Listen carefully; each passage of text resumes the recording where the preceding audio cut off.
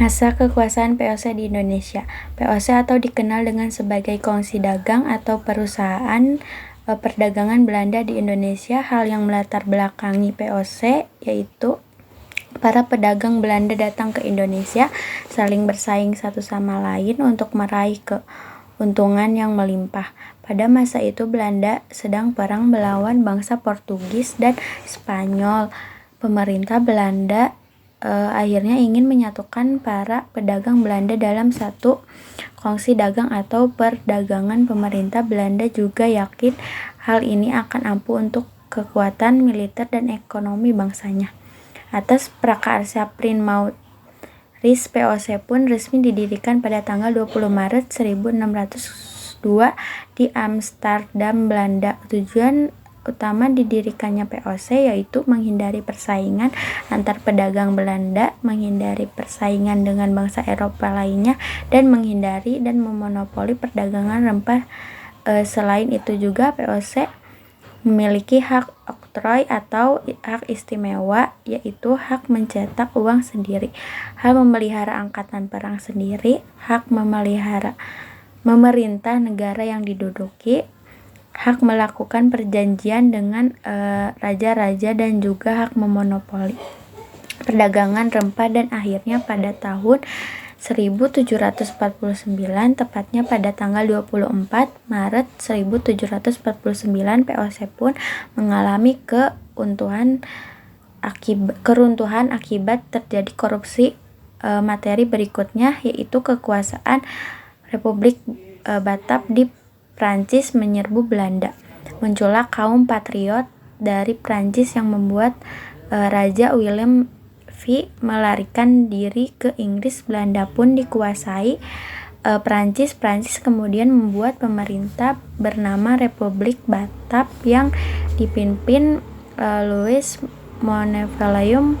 Pemerintahan Indonesia pun di bawah kekuasaan Batak. Raja Willem V kemudian menyampaikan surat yang berisi pemerintah Belanda menyerahkan ke Inggris, bukan Prancis. Inggris pun datang ke Indonesia dan mengambil daerah Padang, Ambon, Aceh, dan membuat angkatan Batak ingin mengambil semua daerah bekas VOC.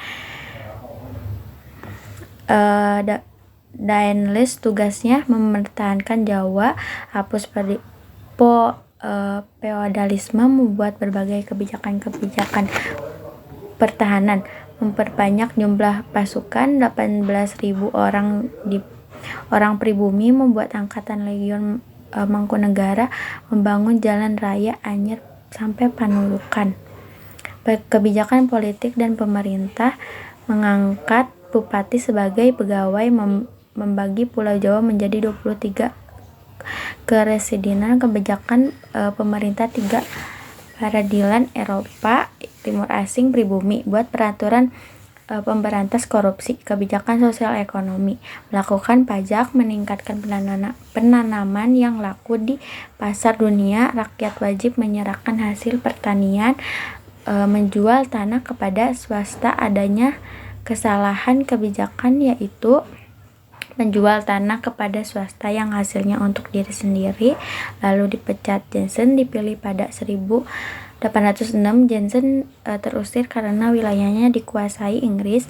26 Agustus 1811, Batavia dikuasai Inggris. James meminta Legion untuk Mangkunegara untuk memukul Inggris, tetapi tetap kalah.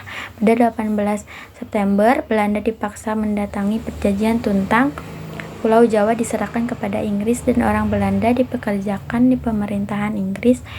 Materi selanjutnya yaitu tentang masa pemerintahan Inggris di Indonesia.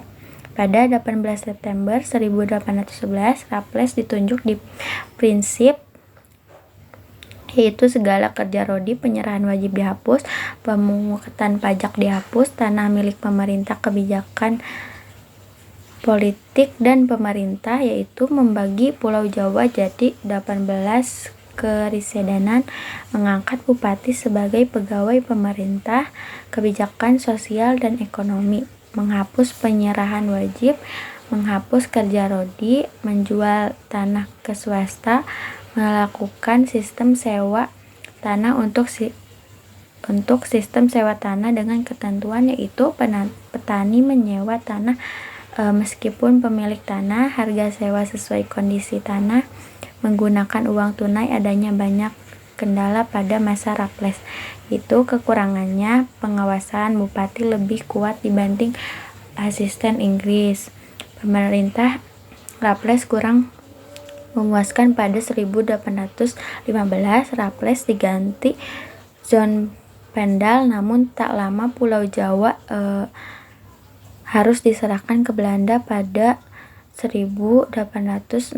Selanjutnya, materi kekuasaan Belanda di Indonesia dan tanam paksa di Indonesia. Pada tahun 1829, Pan dan Bos mengajukan usulan, yaitu harus melakukan penanaman tanaman di jajahan yang laku di pasaran dunia, dan kaum pribumi dijadikan kerja rodi atau tanam paksa. Ketentuannya yaitu petani menyediakan 1/5 tanah miliknya, tanah yang digunakan bebas pajak, hasil panen diserahkan ke pemerintah. Pekerjaan diawasi penguasa pribumi. Penguasa pribumi diberi bonus. Ketika semakin besar setoran, maka semakin besar bonus. Penguasa pun memaksa pribumi untuk menanam. Adanya bonus memicu penyelewengan terhadap luas tanah.